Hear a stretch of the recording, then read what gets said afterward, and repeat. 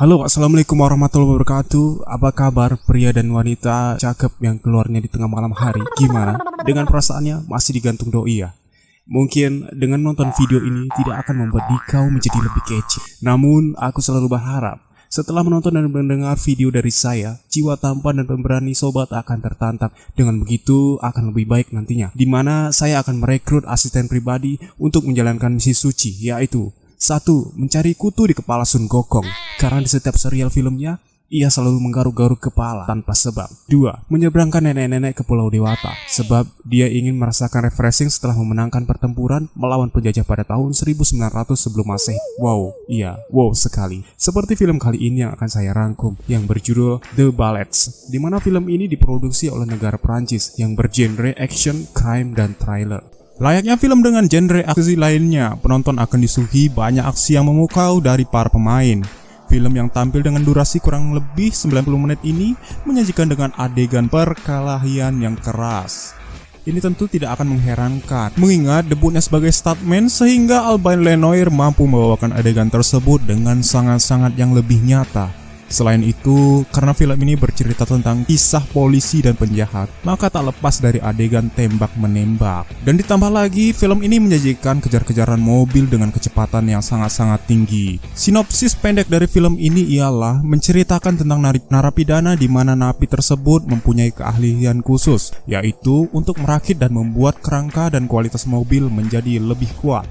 Dan di mana keahlian tersebut dimanfaatkan oleh pihak kepolisian dalam membangun dan memodifikasi mobil untuk dipergunakan dalam misi pengejaran mafia kriminalitas di Prancis. Sorry guys, kalau suaranya putus-putus, aku lagi belajar bahasa Indonesia. Di awal scene kita diperlihatkan oleh seseorang lelaki yang gagah dan berani, belum tentu tangguh seperti saya. Sebut saja yang bernama Lino. Lino adalah seseorang mekanik cerdas yang mampu memodifikasi mobil menjadi lebih kuat, di mana hasil mobil yang setelah ia rakit, mobil tersebut dapat menerobos 3 dinding beton sekaligus tanpa mengalami kerusakan sedikit pun dan membahayakan nyawa pengendaranya. Semua itu teruji saat Lino dengan saudaranya bernama sebut saja Quentin melakukan sebuah perampokan pada sebuah toko berlapis beton. Mobil Lino mampu berhasil menjebol toko tersebut. Namun sialnya sabuk pengaman yang dia pakai mengalami macet hingga sulit untuk dilepaskan. Hingga saat polisi datang, dia tak sempat melarikan diri dan beruntungnya adiknya sudah berhasil kabur duluan. Pada akhirnya Lino pun dipenjara. Dan di dalam penjara Lino pun mendapat cacian maki dari para senior di dalam penjara tersebut. Dan pada akhirnya setelah Lino mendapat sakit hati yang sangat luar biasa, Lino pun membalas cacian mereka dengan memanfaatkan kemampuan mekaniknya. Lino sengaja memodifikasi fasilitas olahraga yang biasa dipakai dari para seniornya itu. Akhirnya mereka pun mengalami cedera yang sangat-sangat serius. Diam-diam kemampuan mekanik Lino diperhatikan oleh pihak polisi yang bernama Charas, di mana Charas adalah pemimpin unit pasukan anti narkobi, di mana banyak anak buahnya yang tewas karena kecelakaan mobil saat melakukan pengejaran di jalan raya, di mana kemampuan Lino pun menarik perhatian Charas. Charas pun menawari Lino agar membantu pihak polisi dalam misi memberantas kriminalitas di kota Prancis dan menjadikannya ia sebagai mekanik yang memodifikasi mobil polisi agar lebih kuat. Hal ini akan mengurangi resiko kematian aparat polisi saat melakukan pengejaran tawanan. Lantas saja Lino pun mengiyakan untuk bergabung menjadi mekanik di sebuah kantor kepolisian tersebut. Setidaknya pun ia ingin menebus dosa yang dilakukannya pada masa lalu. Dan ia pun diberi fasilitas yang layak, gaji yang besar di atas UMR, dan tunjangan THR di hari raya. Sorry, tunjangan di hari rayanya dibatalkan. 9 bulan pun berlalu. Berkat mobil yang dirakit Lino, Charas pun selalu berhasil menangkap para mafia tanpa mengalami kecelakaan dan menewaskan anggotanya sedikit pun. Namun sebaliknya, para mafia yang justru selalu ditembak oleh anak buah Charas dalam misi pengejaran, sehingga penyidik kesulitan menemukan informasi dalam kriminalitas tersebut. Hal itu tentu membuat Charas curiga jika ada polisi di dalam yang berkhianat. Tapi rekan Charas yang bernama Ariski selalu mengatakan kalau itu hanya perasaan Charas saja. Charas pun sangat berterima kasih kepada Lino atas bantuannya Selama ini yang memodifikasi mobil polisi tersebut menjadi lebih kuat, sehingga tidak ada lagi anak buahnya yang menjadi korban kecelakaan saat melakukan pengejaran di jalan raya. Sebagai hadiah, Charles memberikan Lino gerobak mobil, dan ia pun dinyatakan bebas oleh Charles. Setelah itu, Charles pun memberitahu Lino jika pihak polisi telah mengetahui keberadaan Quentin, di mana Quentin tersebut adalah adiknya Lino. Quentin yang menjadi buronan polisi selama ini. Quentin juga diketahui bekerja dengan seorang mafia bandar narkoba. Kemudian Charles berjanji akan mengurangi masa hukuman Quentin jika dia tertangkap nantinya. Dengan syarat dia harus membantu pihak kepolisian untuk mengorek siapa bos bandar narkoba tersebut. Terlihat Lino dan Charles telah sampai di tempat kerjanya Quentin. Lino melangkah masuk terlebih dahulu, sedangkan Charles menunggu rekannya yang lain sampai. Namun, di sini Lino pun melihat Quentin bekerja menjadi mekanik bagi bos bandar narkoba. Karena pengakuannya Quentin, ia terlilit hutang banyak oleh bandar narkoba tersebut. Ketika Lino sedang mengatur siasat agar mengeluarkan adiknya tersebut, mereka pun menyempatkan waktu untuk berpelukan dikarenakan kerinduan yang sangat mendalam. Di saat mereka berpelukan melepas kerinduan, terlihat dua bandar narkoba yaitu Marco dan Jacquet menghadang mereka. Untung saja Charles masuk dan menangkap mereka. Dan Lino pun langsung menyuruh adiknya masuk ke dalam mobil. Di sini Ariski dan pasukannya pun datang. Charles pun menyuruh Ariski menangani dua bandar tersebut, sedangkan dia mengamankan Quentin. Dan di saat Charles masuk ke dalam mobil dan bersiap pergi meninggalkan tempat itu, tiba-tiba dia ditembak dari arah berlawanan. Ternyata yang menembak Charles adalah Ariski. Sebenarnya ingin menembak Quentin untuk menghilangkan saksi bahwa Ariski terkait dalam kasus narkoba tersebut. Namun yang terkena malah Charles. Lino yang terkejut melihat hal itu lari meninggalkan TKP. Di sini baru terungkap bahwa ternyata kedua bandar narkoba itu adalah anak buah Ariski. Dengan kata lain, Ariski lah bos besar bandar narkoba tersebut yang selama ini diincar oleh Charles. Pantas saja Ariski selalu menghabisi setiap mafia narkoba yang ditangkap hidup-hidup oleh Charles. Tanpa sempat dibawa ke kantor polisi untuk diinterogasi. Setelah itu, terlihat Lino mendatangi counter terdekat untuk menelpon Julia, temannya Charles. Kasir mengira jika Lino ingin merampok toko tersebut.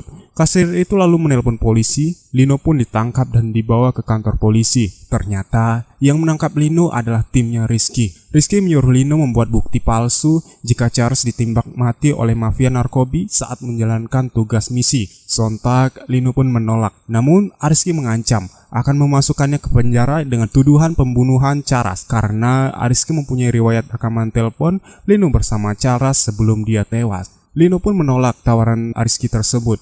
Dengan kesalnya, Rizky lalu memanipulasi insiden dengan membuat seolah-olah Lino lah yang membunuh Charles. Akhirnya, polisi berhasil menemukan jasad Charles yang terbakar bersama mobilnya Charles.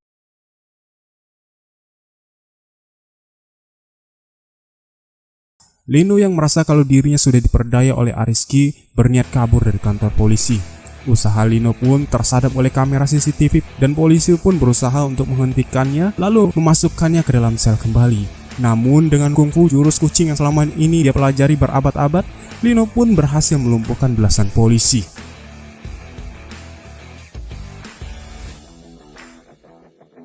Kemudian ia memutuskan mendatangi Julia yang merupakan rekannya Charles. Dia berusaha untuk menjelaskan kejadian sebenarnya atas kematian Charles. Namun Julia tidak percaya. Lino pun menyusup ke markas secara diam-diam untuk menemui Quentin agar menjadi saksi Lino atas kejadian sebenarnya. Dan dia berencana untuk mengambil mobil Charles untuk memperkuat lagi buktinya.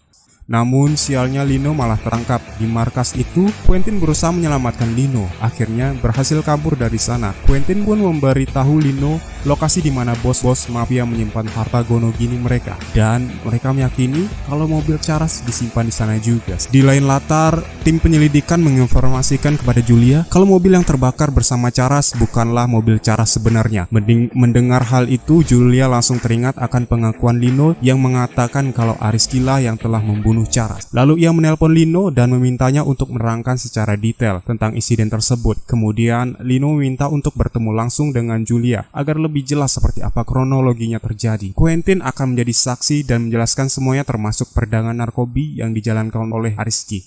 Julia pun langsung berangkat menuju ke lokasi yang sudah direncanakan tadi, namun terlihat anak buah Rizky membutuhkan mereka dari belakang. Namun dengan kelihayan Julia, ia berhasil lepas dari pengawasan mereka. Di sini Quentin menjelaskan seluruh informasi yang ia ketahui. Setelah cukup jelas, Julia ingin membantu Lino untuk mengumpulkan bukti bahwa selama ini Rizky lah dalang di balik semua ini. Terlihat polisi menemukan jasad Marco dan Jacquet. Di sini Rizky memutarbalikkan fakta bahwa Lino lah yang membunuh kedua mafia narkoba tersebut. Rizky mendapat info kalau Julia ditangkap karena bertemu Quentin dan Lino. Rekan Rizky yang bernama Steven sebenarnya tahu rancangan rencana mereka untuk mengambil mobil Charas di markas penyimpanan milik Marco. Akan tetapi dia tidak memberitahu Rizky sebab dia akan menghadang Lino dan mengambil harta dari markas Marco tersebut. Lino dan Quentin terlihat sampai di lokasi penyimpanan di mana telah ia rencanakan bersama Julia dan Quentin. Lalu Stephen tiba dan menembak Quentin. Melihat kejadian itu, Lino langsung menyerang Stephen dan mengalahkannya.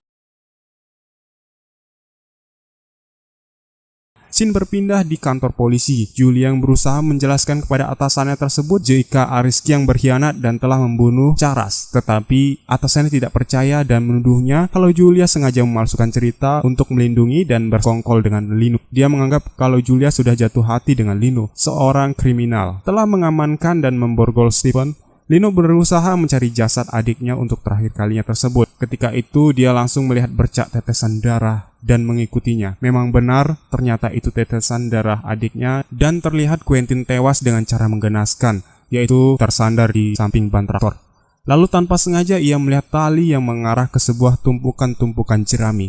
Ternyata benar, di dalam tumpukan itu ada mobil Charas disimpan. Saat setelah ditembak Quentin, ternyata masih sadar dan menemukan mobil itu dan ia sembunyikan.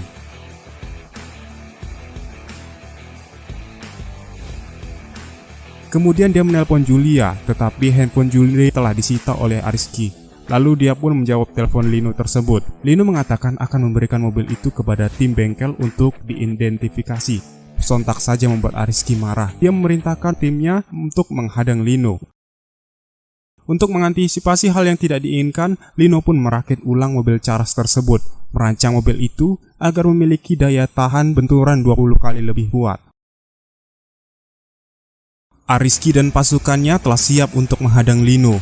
Namun perlahan Lino berhasil menghancurkan mobil tim Rizky tersebut.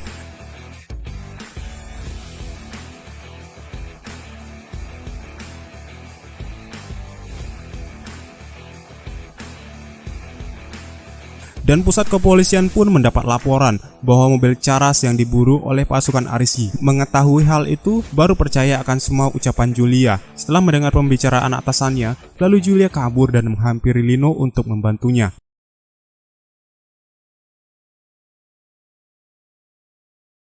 Mobil Rizky dan Julia terguling-guling, namun tidak melukai Julia sedikit pun.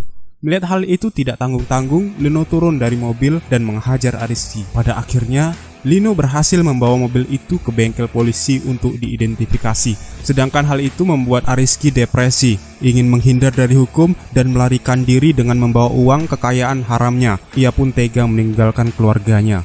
Setelah mobil Charas berhasil diidentifikasi oleh pihak kepolisian dan memang benar, ditemukan sebuah peluru yang membunuh Charas sama dengan peluru yang dipakai oleh Rizky. Di ending film ini terlihat Lino dibebaskan dari semua tuduhan pembunuhan, sedangkan Rizky ditetapkan tersangka dan berganti status buronan. Di setiap gajah mati akan meninggalkan gadingnya. Di setiap akhir video dari Putra Andika akan meninggalkan pesan moralnya. Pesan moral dari saya yaitu tetaplah taat pada ketentuan-ketentuan berwarga negara Indonesia. Sebab ketika kita melakukan kriminalitas, walaupun itu hanya setitik saja, siap-siap kerugian-kerugian akan menanti Anda.